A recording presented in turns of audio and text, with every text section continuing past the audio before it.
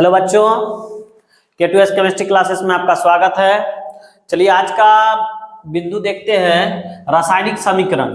तो हम लोग जानने का कोशिश करेंगे कि रासायनिक समीकरण है क्या और यह कैसे बनता है, और इनके बारे में जानने का कोशिश बहुत गहन अध्ययन से करने का प्रयास करेंगे। तो सबसे पहले हम लोग कोई भी चीज, कोई भी तत्व के बीच रासायनिक अभिक्रिया जब होती है तो उनके बीच एक रासायनिक समीकरण तैयार होता है।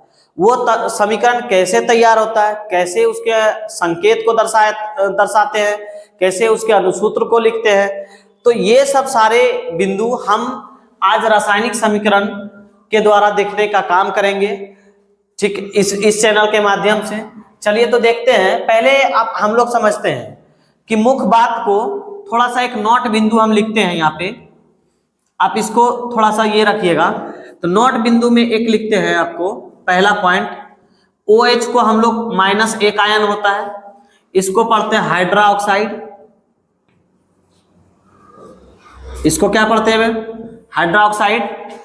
फिर यहाँ पे SO4 पर -2 आवेश होता है, जिसको हम लोग पढ़ते हैं सल्फेट, है ना। फिर तीसरा बिंदु हम लोग का होता है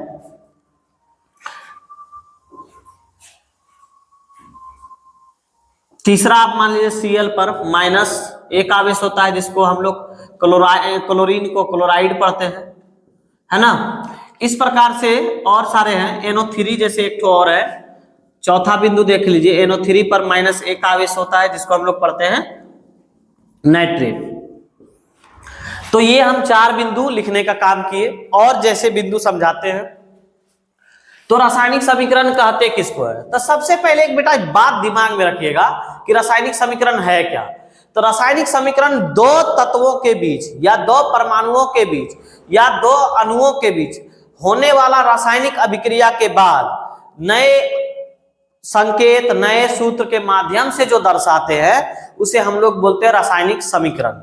एक सवाल हमेशा एग्जाम में आता है कि रासायनिक समीकरण से आप क्या समझते हैं। प्रश्न आप लिखिएगा बेटा यहाँ पे, रासायनिक समीकरण से आप क्या समझते हैं? उदाहरण दें। ठीक है, क्वेश्चन हमारा ये है। उत्तर इसका लिखाएगा, किसी रासायनिक अभिक्रिया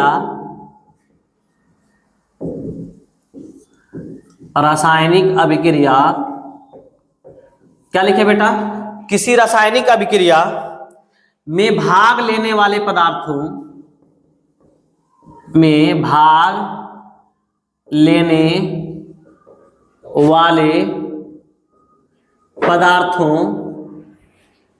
है ना, यानी किसी रासायनिक अभिक्रिया में भाग लेने वाले पदार्थों के संकेतों एवं सूत्रों की सहायता से उस अभिक्रिया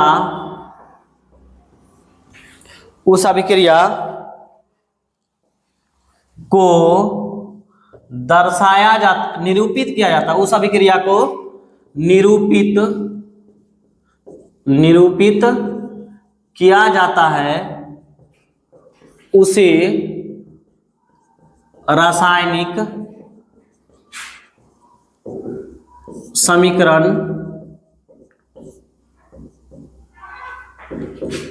कहते हैं। इसको समझने का बात कीजिएगा कि रासायनिक समीकरण है क्या। तो किसी रासायनिक अभिक्रिया में भाग लेने वाले पदार्थों के संकेत का मतलब समझ लेते हैं बेटा। कि संकेतों का मतलब ये हुआ कि जैसे सोडियम है, तो सोडियम का संकेत क्या हो गया? Na। क्लोरीन है, तो क्लोरीन का संकेत क्या हो गया? Cl। तो हम लोग जानते हैं कई तत्व एकल परमाणविक होते हैं, तो हम लोग ये जानते हैं कि एकल परमाणविक हमेशा धातु होते हैं। जैसे धातु में कौन कौन आता है? सोडियम, मैग्नीशियम, जिंक, है ना, ये सब हमारे क्या आते हैं बेटा? धातु। एल्युमिनियम। तो एकल परमाणु उसे बोलते हैं जो धनायन हो, उसे हम लोग क्या बोलेंगे? एकल परमाणु। अब द्विपरमाणिक उसके बोलेंगे जो साझा करता हो। द्विपरमाणिक उसको बोलेंगे जो साझा करता हो। जैसे द्विपरमाणिक साझा करने वाला क्या है? Cl, Br, है ना, फिर F। तो इसको लिखते हैं हम लोग एक रासायनिक समीकरण में Cl2, Br2, F2, इस प्रकार लिखने का काम हम लोग करते हैं द्विपरमाणिक तत्व को। तो इसकी सूत्रों की सहायता से उस अभिक्रिया को निरूपित किया जाता है। निरूपित का मतलब है दर्शाना, ठीक है बेटा, यानी दर्शाने का जो काम करते हैं उसे हम लोग बोलते हैं रासायनिक समीकरण। अब हम लोग ये बात समझेंगे, द्विपरमाणिक का बात हम समझा देते हैं कि द्विपरमाणिक होता क्यों है। कि जैसे मान लिया क्लोरीन है, इसके बाहरी कक्षा में आप जब बांटिएगा, क्लोरीन का परमाणु संख्या होता है 17। क्या बेटा? क्लोरीन का परमाणु संख्या हम लोग जानते हैं कितना? 17। तो 17 को जब बांटिएगा तो 2, 8, 7, तो इसकी बाहरी कोश में 7 इलेक्ट्रॉन होते हैं। तो ये 2, 2, 4 और 2, 6 और 1, 7। और फिर एक क्लोरीन यहाँ ले लेंगे तो अस्थायी करने के लिए 2, 2, 4, 2, 6 और 1, 7। तो ये क्लोरीन एक क्लोरीन ले लेगा 8 पुराने के लिए, और ये क्लोरीन इस प्रकार ले लेगा 8 पुराने के लिए। तो इस प्रकार साझा करने के बाद ये Cl2 अस्थायी होता है, इसलिए हम लोग इसको बोलते हैं द्विपरमाणिक। यानी एक एक इलेक्ट्रॉन के इसके बीच साझा हो रहा है, इसके बीच एक एक इलेक्ट्रॉन का साझा हो रहा है, तो हम लोग इसको बोलने का काम क्या बोलेंगे? द्विपरमाणिक बोलेंगे। बात समझ में यहां तक आपको आ गया होगा, कोई दिक्कत? चलिए अब यहां देख लिए, समझ गए। तो अब हम लोग रासायनिक समीकरण को समझते हैं कि रासायनिक समीकरण कैसे लिखेंगे। जैसे हम लोग लिखते हैं Na, सोडियम हो गया। अब यहां लिखते हैं Cl2, बताए ना कि द्विपरमाणिक है इसलिए हम लोग लिखना पड़ता है Cl2। तो इसको तोड़ेंगे 2, 8, 1, बारीक उसमें 1 हो गया। अब इसको तोड़ेंगे 2, 8, 7, तो बारीक उसमें 1। अब एक क्लोरीन के पास एक ऋणायन है, तो 2 क्लोरीन के पास कितना ऋणायन? तो 2 ऋणायन। अब एक सोडियम के पास एक धनायन हो, क्योंकि बारीक उसमें 1 इलेक्ट्रॉन है, इसलिए 1 इलेक्ट्रॉन का ये त्याग कर देगा और ये 1 इलेक्ट्रॉन का ग्रहण करेगा। तो इस सिचुएशन में हम देख रहे हैं कि यहाँ पे क्लोरीन की संख्या 2 है, तो इसलिए एक एक क्लोरीन का साझा करेगा। ये बात समझ में आ गया। अब ये साझा करेगा तो इसका आवेश -2 है, इसके आवेश -1 है। तो इस कंडीशन में अभिक्रिया कभी समान नहीं हो सकती है। अब अभिक्रिया समान करने के लिए हम लोग इसका आवेश को बराबर करने का काम करेंगे।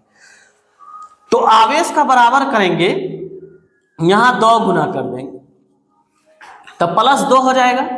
अब यहां हो जाएगा Cl -2। अब दोनों का आवेश हो गया यहाँ पे बराबर। अब यह अभिक्रिया करेगा तो फाइनली क्या बन जाएगा कि हम लोग यहाँ अब जानते हैं, एक शब्द जानने का काम करेंगे, परमाणुकता। तो परमाणुकता होता है क्या बेटा? यहां समझिएगा, कई बार एग्जाम में आपका पूछा गया था कि C6H12O6, यानी 2018 का क्वेश्चन था बिहार बोर्ड में कि C6H12O6 में बताइए कि ऑक्सीजन की परमाणुकता कितनी है।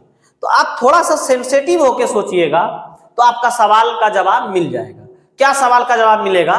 कि पूछ रहा है कि ऑक्सीजन की परमाणुकता कितनी होगी, यानी ऑक्सीजन की परमाणुकता का मतलब होता है कि उस तत्व की परमाणुकता जो संख्या को दर्शाती है वह उसकी परमाणुकता कहलाती है। तो कहने का अर्थात ये मतलब हो गया कि ऑक्सीजन की संख्या यहाँ 6 दर्शा रहा है, तो इसका मतलब है ऑक्सीजन की परमाणुकता कितना हो गया? 6। बात समझ में क्लियर आ गया?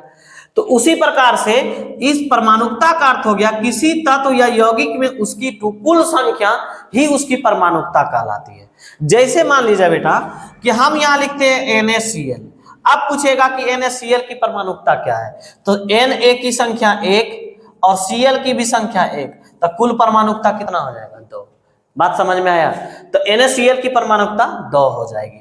उसी प्रकार से अगर हम लिखना चाहेंगे जैसे MgCl2 की परमाणुकता, तो Mg की संख्या 1, Cl की संख्या 2, तो कुल परमाणुकता हो जाएगा 3। तो उसी प्रकार अब सोडियम की परमाणुकता कितना हो जाएगा? इसमें संख्या इसका कितना दिखा रहा है? 2 गुना है, तो इसलिए इसका सोडियम की परमाणुकता हो जाएगा 2। अब इसकी परमाणुकता दो, अब Cl की भी परमाणुकता दो। अब दोनों के बीच हम कॉमन फैक्टर निकालेंगे, मतलब दोनों का कॉमन अंक निकालेंगे। तो कॉमन अंक क्या मिलेगा? 2 मिलेगा। 2 2 से दोनों कट जा रहा है। तो जो कॉमन अंक निकलेगा बेटा, ये यहाँ आप आगे इसको रख दीजिएगा। अब दोनों अभिक्रिया हो रहा है, तो संलयन अभिक्रिया होने के कारण ये दोनों जुड़ जाएगा, आपस में जुड़ जाएगा। तो यहाँ क्या बन जाएगा कि NaCl बन जाएगा। अब हम देखना चाहेंगे कि इस बाईं तरफ कितनी संख्या थी और दाईं तरफ कितनी संख्या है। तो बाईं तरफ देखेंगे कि सोडियम की संख्या 2 है, तो इस प्रकार भी सोडियम की संख्या कितना है? 2। अब Cl की भी संख्या इधर 2 है, तो इधर भी Cl की संख्या 2 गुना है, तो इसका मतलब संख्या 2 है। तो इसका मतलब ये हो गया कि हमारा यह रासायनिक समीकरण पूर्ण रूप से सही है। बात समझ गए? क्योंकि दोनों तरफ हमारा आप संख्या जो है सामान्य दर्शा रहा है, बराबर दर्शा रहा है, तो इसका मतलब है हमारी रासायनिक समीकरण लिखने का ये सही है। बात एक एग्जांपल आप समझ गए होंगे। अब उसी प्रकार से दूसरा एग्जांपल देखने का काम करते हैं।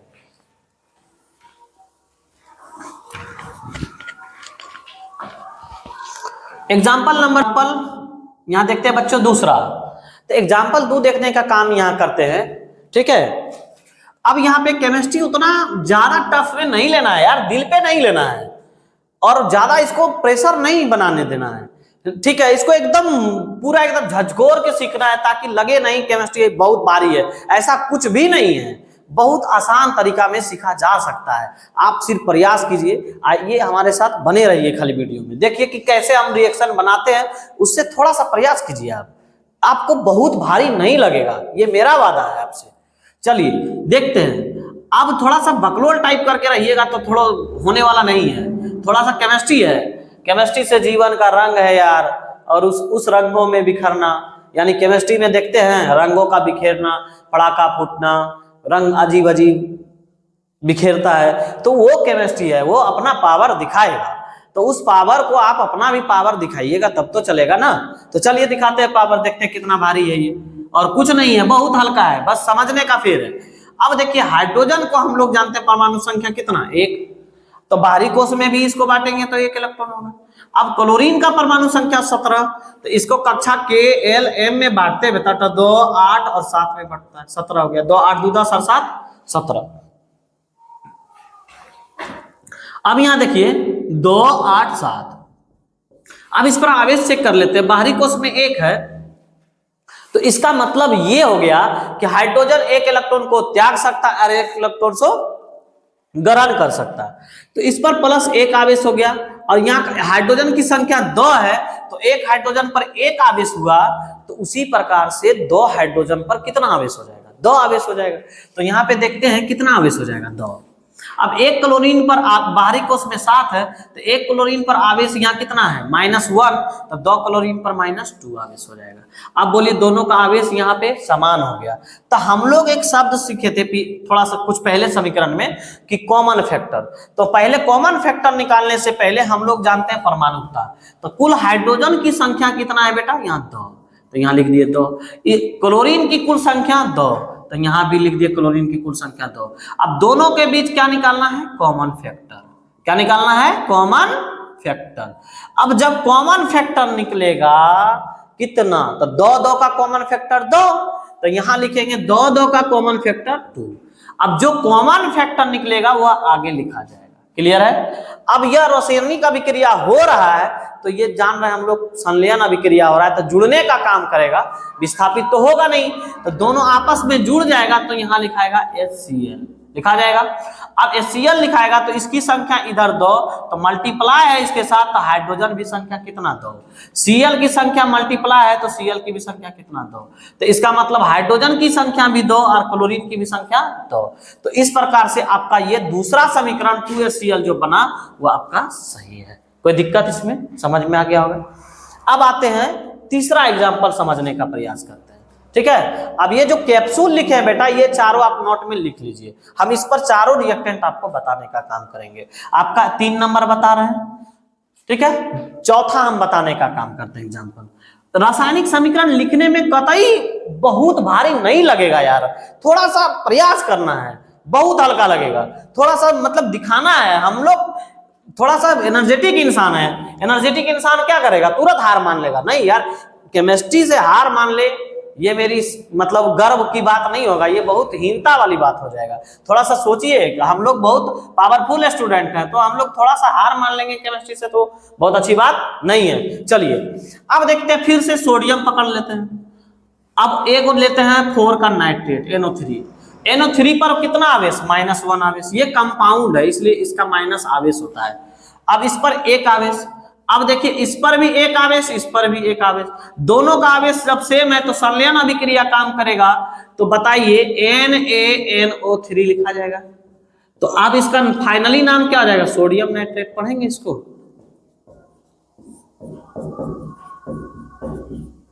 क्लियर है। उसी प्रकार से चौथा रिएक्टेंट आपको दिखाते हैं। मान लीजिए एक Mg ले लीजिए और यहाँ NO3 ले लीजिए। इस पर Mg का होता है 2, क्योंकि 2 8 2, तो बाहरी कोश में 2 इलेक्ट्रॉन त्यागेगा तो इस पर 2 आवेश, इस पर -1। अब ये आवेश तो बराबर नहीं है तो इसको गुना कर देंगे, यहाँ पे गुना कर दिए 2 से, आवेश अब हो जाएगा यहाँ नीचे गुना कर देते, Mg पर 2 आवेश और 2NO3 का ये हो जाएगा। अब यहाँ आवेश हो गया -2, आवेश दोनों का बराबर। अब यहाँ पे लिखा जाएगा MgNO3 संलयन। अब ये 2 संख्या दर्शाने के लिए क्या करेंगे, छोटी ब्रैकेट का यूज करके नीचे लिख देंगे होल 2। इसका मतलब ये हो जाएगा कि NO3 का दुगना है। बात समझे कि नहीं। तो आपका समीकरण ये हो जाएगा 4। आप इस तरह से समीकरण 3 लिख लीजिए और 4 लिख लीजिए। अब इसको क्या पढ़ेंगे, तो इसको पढ़ेंगे मैग्नीशियम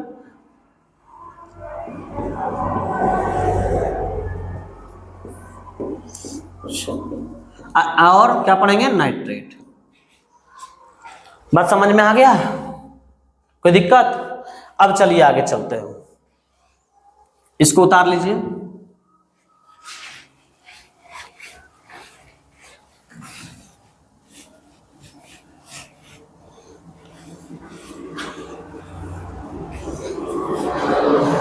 अब आते हैं OH का फंक्शन लेके, 5वां रिएक्टेंट पे समझते हैं।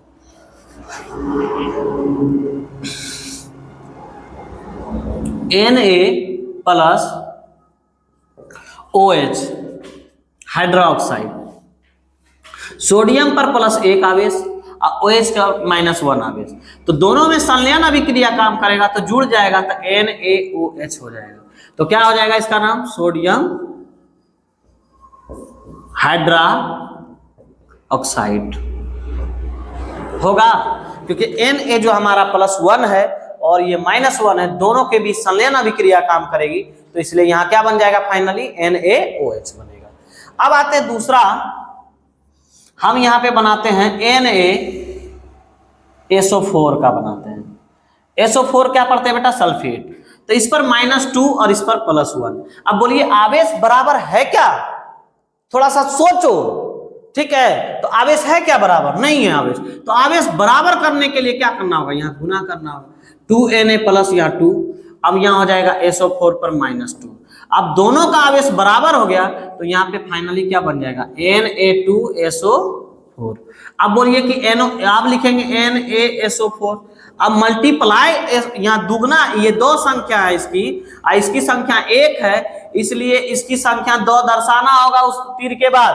तो दर्शाने का एक ही तरीका है, यहाँ 2 गुना अगर करते हैं तो दोनों में गुना हो जाता है, इसलिए यहाँ नीचे इसका लिखना होगा Na2SO4। तो इसका नाम हो जाएगा सोडियम सल्फेट। समीकरण आप 6 समझ चुके होंगे और एक लास्ट समीकरण आपको बताने का काम करते हैं।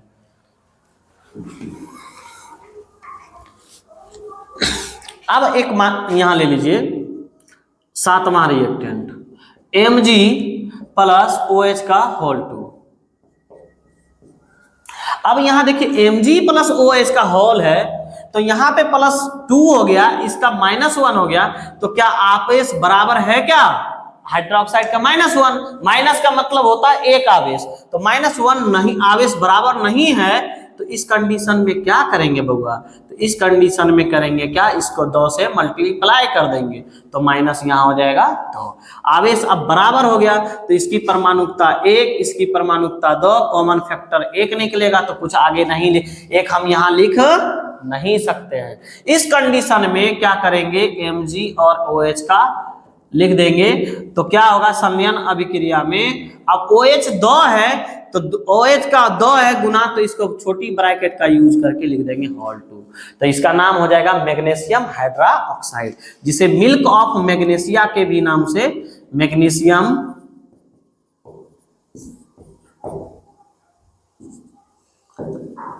हाइड्रोक्साइड। कई बार सवाल भी पूछा जाता है कि मिल्क ऑफ मैग्नीशिया किसे कहा जाता है, मिल्क ऑफ मैग्नीशिया, तो milk of magnesia magnesium hydroxide को कहा जाता है। यानी एक सवाल यहां से उठता है कि मिल्क ऑफ मैग्नीशिया किसे कहा जाता है, तो मैग्नीशियम हाइड्रोक्साइड को ही मिल्क ऑफ मैग्नीशिया कहा जाता है। अब आते हैं सवाल नंबर 8 पे।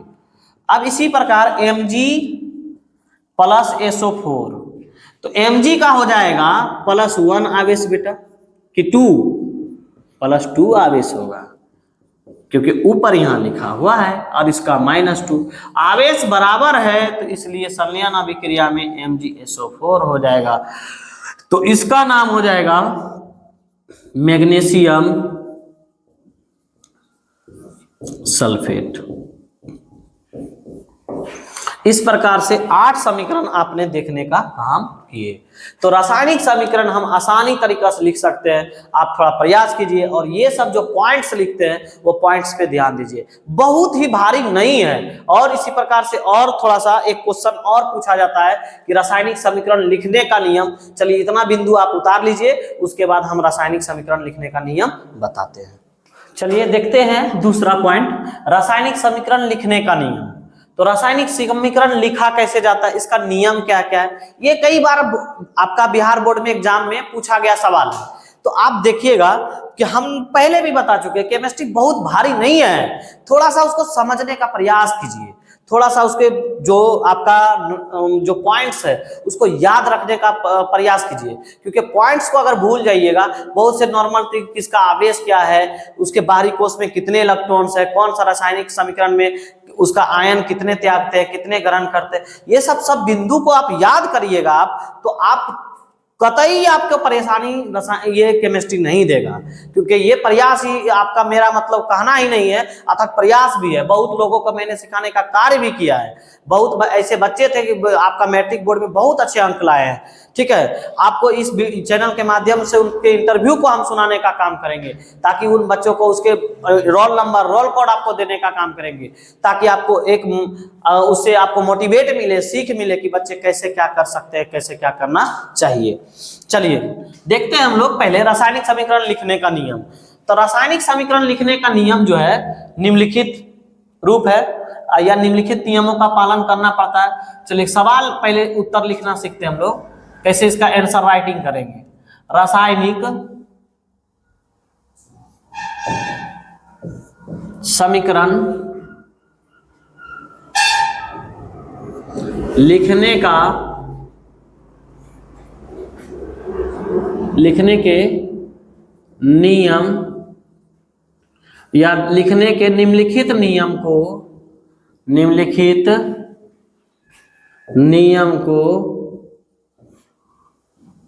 को पालन करना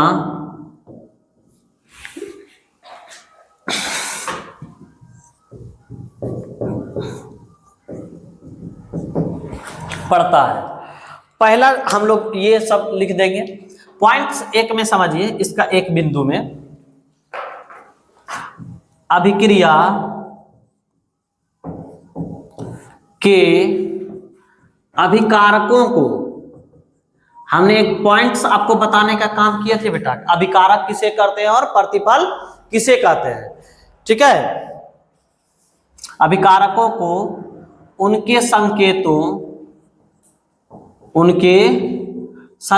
तो संकेत का मतलब क्या हो गया, किसी भी तत्व का संकेत, जैसे सोडियम का संकेत Na, लिथियम का संकेत Li, बेरिलियम का संकेत Be, है ना, बोरोन का संकेत B, फिर क्लोरीन का संकेत Cl, और फिर फ्लोरीन का संकेत F, फिर नाइट्रोजन का संकेत N, है ना बेटा। इस प्रकार से बहुत सारे एलिमेंट के संकेत होते हैं। तो उस संकेत को आप जानने का प्रयास करिए, याद रखने का प्रयास करिए, है ना। संकेतों या अनुसूत्रों, अनुसूत्रों का मतलब हो गया कि उसके रासायनिक जो सूत्र होते हैं उसके माध्यम को, अनुसूत्रों के पदों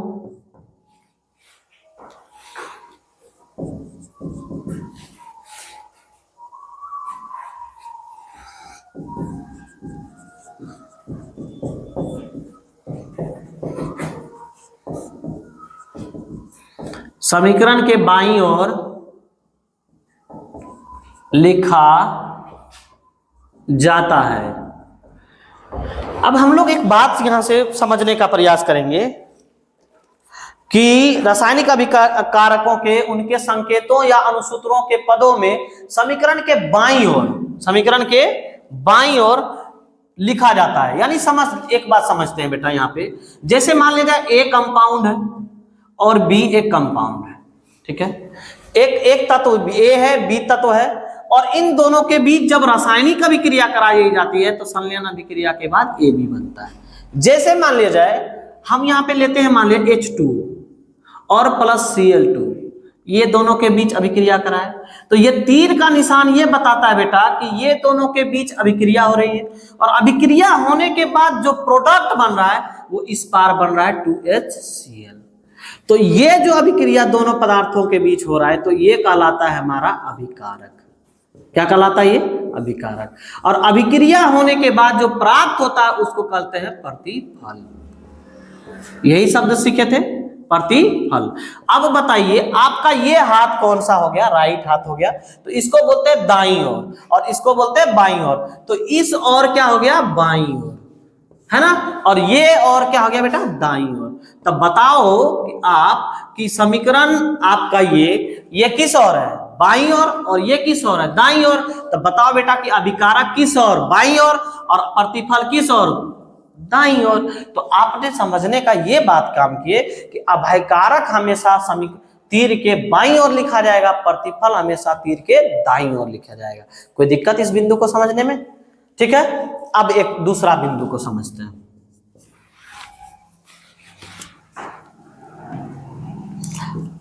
अभिकारकों के सूत्रों के बीच धन, है ना, चिन्ह यानी प्लस दिया जाता है।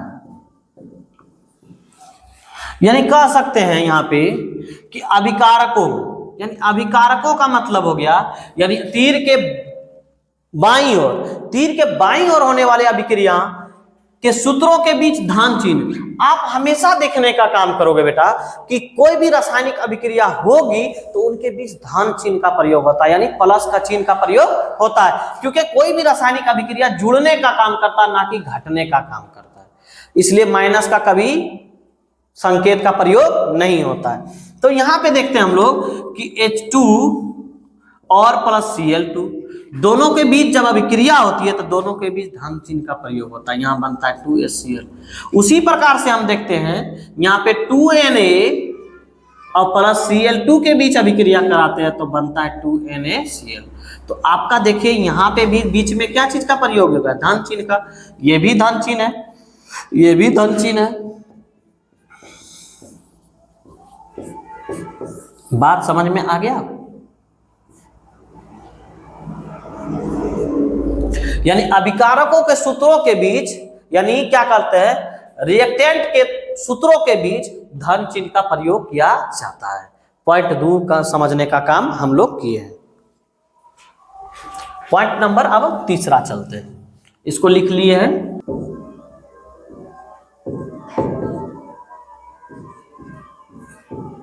संकेतों तथा अनुसूत्रों, कह सकते हैं अभिक्रिया के प्रतिफलों। प्रतिफलों का मतलब होता है कि जो अभिक्रिया के बाद प्राप्त होता है उसको हम लोग प्रतिफल बोलते हैं। और संकेतों का मतलब हो गया कि उसके रासायनिक अभिक्रिया जो केमिकल के बीच, जो अणुसूत्र के बीच अभिक्रिया होती है उसका संकेत, जैसे सोडियम वगैरह का बताए हैं वो सब का संकेत है ना, अणुसूत्रों के पदों में समीकरण के दाईं ओर लिखा जाता है। कह सकते हैं H2 और +2Cl2 और यहां बनता है 2HCl, तो 2HCl हमारा हो गया ये प्रतिफल। यानी समीकरण के बाईं, ये समीकरण की यह दर्शा रहा है कि यह दोनों के बीच अभिक्रिया होने के बाद ये प्राप्त हो रहा है प्रोडक्ट है, तो इसलिए ये हमारा कहलाता है प्रतिफल। तो समीकरण जो है हमारा लिखा रहा है किस ओर, तो दाईं ओर, तो ये कहलाया 2HCl हमारा प्रतिफल। उसी प्रकार से एक एग्जांपल और समझ लेते हैं। यहाँ 2Na प्लस Cl2 के बीच अभिक्रिया कराते हैं तो हमारा फाइनली प्रोडक्ट बन जाता है 2NaCl। तो इसका मतलब हो गया ये प्रतिफल हुआ, और समीकरण किस ओर बन रहा है, दाईं ओर, तो ये हमारा कहलाया प्रतिफल। पॉइंट हम 3 देख लिए। अब पॉइंट हम 3 देखे तो एक बात और समझिए कि इस पॉइंट से कि प्रतिफल हमेशा दिमाग में रखना है कि जिस और तीर संकेत है उस और प्राप्ति होती है। तो इसका मतलब यह हो गया कि प्रतिफल आपका तीर के बाईं ओर प्राप्त होगा। पॉइंट नंबर आपका चौथा समझिए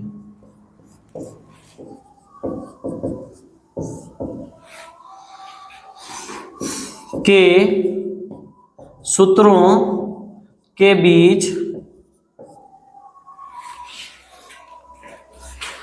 धन चिन्ह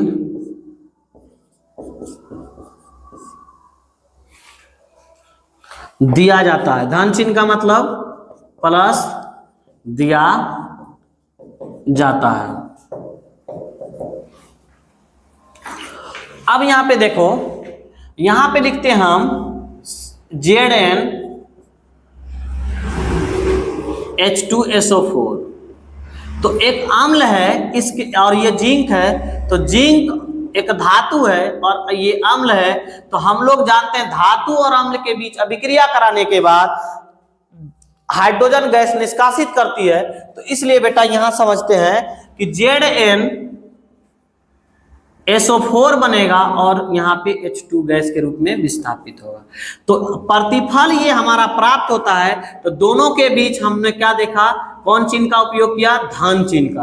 तो धन चिन्ह देने का काम किया, इसलिए ये हमारा प्रतिफल है। तो कोई भी प्रोडक्ट का रासायनिक अभिक्रिया में माइनस का कभी प्रयोग नहीं होता है। यह बात दिमाग में ठोक लीजिए कि कभी भी ऋणात्मक चिन्ह का प्रयोग हो ही नहीं सकता है। इसलिए आप जो है बीच में हमेशा धनायन का प्रयोग होता है, इसलिए यहाँ पे धनायन का प्रयोग दिया गया। अभिकारक और रासायनिक अभिक्रिया के बीच दोनों अभिक्रिया जब होगी तो उनके बीच दोनों, यानी अभिकारक रहे चाहे प्रतिफल रहे, दोनों के बीच हमेशा धनायन का प्रयोग किया जाता है। ये 4 बिंदु देखे। उसी प्रकार 5वां बिंदु आपको देखते हैं, इस पर लिख लीजिए आप लोग, हम मिटाने का कार्य करते हैं।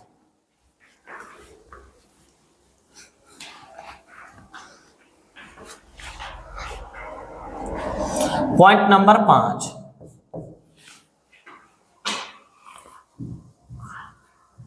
अभिकारक और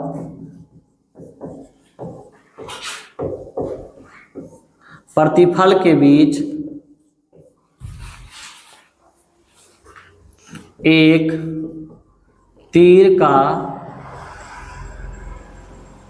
चिन्ह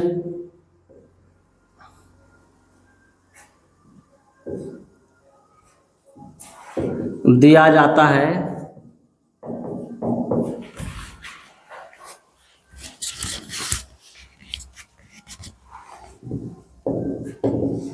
जिसके द्वारा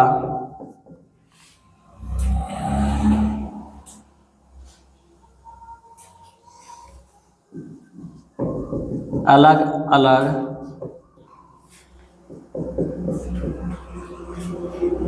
अभिक्रिया की दिशा बतलाती है। यह तीर की दिशा या यह तीर अभिक्रिया की दिशा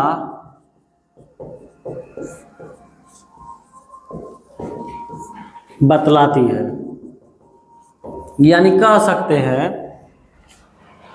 कि जैसे ए प्रोडक्ट बी प्रोडक्ट के बीच अभिक्रिया कराते हैं, सी और डी प्राप्त होता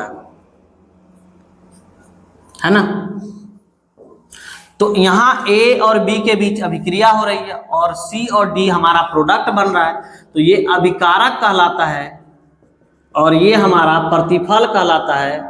तो दोनों के बीच तीर के दिशा यह बतला रहा है कि अभिक्रिया इस दिशा में हो रही है, तो यह बताने का काम करता है।